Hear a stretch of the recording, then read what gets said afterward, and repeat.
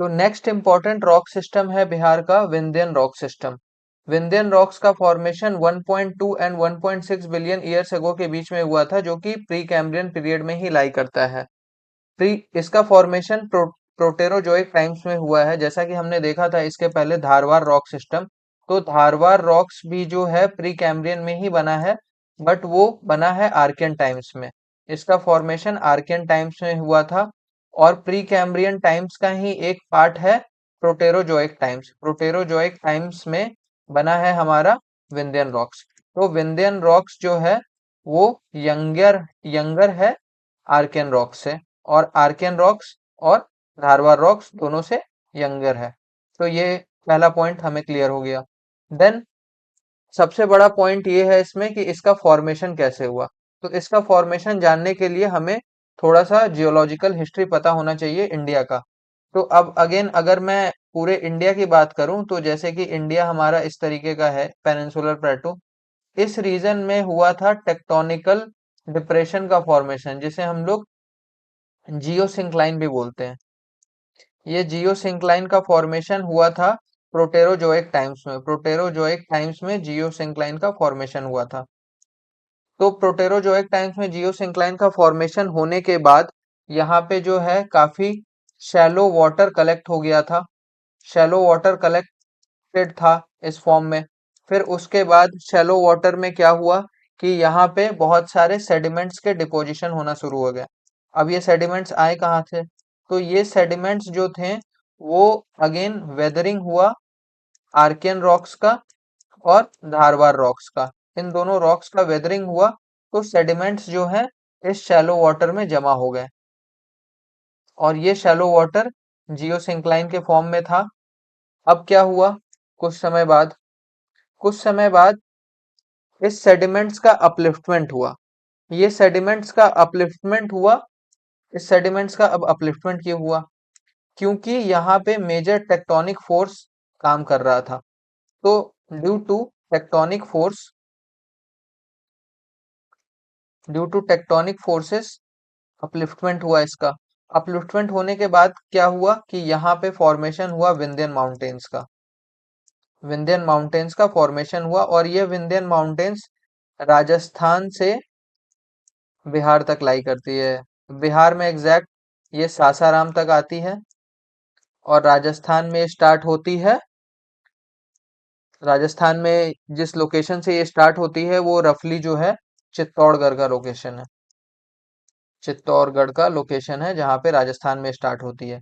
तो विंध्यन माउंटेन्स का एक्सटेंट अगर आप देखोगे तो राजस्थान से बिहार तक है। अब बिहार में बेसिकली ये कहाँ पे मिलती है? तो बिहार में ये कैमूर सीरीज के रूप में पाई जाती है। कैमूर सीरीज जो कि विंध्यन माउंटेन्स का ही पार्ट है। तो ये मेनली कैमूर डिस्ट्रिक्ट और थोड़ा बहुत रोहतास डिस्ट्रिक्ट में भी मिलती है ये रॉक्स। तो यहाँ तक हमें क्लियर हो गया कि इसका फॉर्मेशन कैसे हुआ और ये किस किस डिस्ट्रिक्ट्स में लाई करती है। अब अगेन इस रॉक के सिग्निफिकेंस की अगर हम लोग बात करें, तो इस रॉक का काफी सिग्निफिकेंस है in terms of building and construction.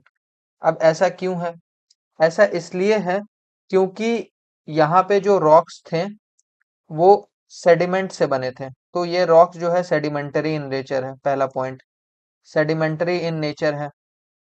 दूसरा पॉइंट, जो ये जियोसिंक्लाइन डिप्रेशन था, जियोसिंक्लाइन डिप्रेशन जो था, इसमें काफी सारे मरीन ऑर्गेनिजम्स प्रेजेंट हुआ करते थे। काफी सारे मरीन ऑर्गेनिजम्स प्रेजेंट हुआ करते थे, और यह मरीन ऑर्गेनिजम्स का जब डेथ हुआ, तो इस मरीन ऑर्गेनिजम्स के डेथ के बाद बहुत सारे कैल्शियम रिलेटेड प्रोडक्ट्स, जो कि अभी हमें पता होता है कि हड्डियों में कैल्शियम पाया जाता है, तो उसी तरीके से मरीन ऑर्गेनिजम्स के डेथ के बाद काफी कैल्शियम रिच मिनरल्स CaCO3 के फॉर्म में, कैल्शियम कार्बोनेट के फॉर्म्स में ऊपर आ गए। तो ये सरफेस पे आ गए। तो यहाँ पे हमें मिलता है नॉन मेटेलिक मिनरल्स। तो जितने भी नॉन मेटेलिक मिनरल्स हैं वो हमें इस रेंज में मिलते हैं। नॉन मेटेलिक मिनरल्स मिलता है, अनलाइक धारवाड़ रॉक जहाँ पे हमें मेटेलिक मिनरल्स मिलता था। तो अब ये हो गए कुछ important points, sedimentary in nature और नॉन मेटेलिक मिनरल्स। तो अब नॉन मेटेलिक मिनरल्स, कौन कौन से नॉन मेटेलिक मिनरल्स मिलते हैं? तो हम लोग देख सकते हैं यहाँ पे एग्जांपल्स लिखा हुआ है, सैंडस्टोन, लाइमस्टोन, डोलोमाइट, शेल और क्वार्ट्जाइट। अब इसमें अगर हम लोग देखें तो सैंडस्टोन का जो यूज है वो बिल्डिंग पर्पस के लिए होता है।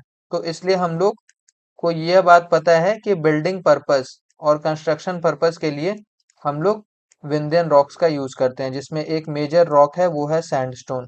अब ये सैंडस्टोन से बहुत सारी बिल्डिंग प्रीवियस प्रीवियसली भी बनाई गई हैं। जैसे फॉर एग्जांपल अगर मैं बिहार की ही बात करूं, तो बिहार में एक सासाराम जगह में एक फोर्ट है।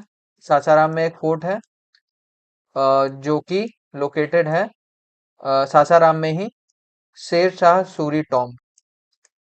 शेर शाह सूरी का टॉम्ब सासाराम में लोकेटेड है। अब पास में ही रेड सैंडस्टोन था, तो रेड सैंडस्टोन लेके आके शेरशाह टॉम्ब बना दिए ये लोग। ठीक है, तो यहाँ पे हम लोग बिल्डिंग पर्पस के लिए यूज करते हैं। थोड़े दूर के लिए अगर हम लोग दिल्ली की बात करें, तो दिल्ली में जो रेड फोर्ट है वो भी रेड सैंडस्टोन से बना है। तो ये सारे जो बिल्डिंग मटेरियल्स हैं ये हमें विंध्यन रॉक से ही मिलते हैं। तो ये था विंध्यन रॉक्स।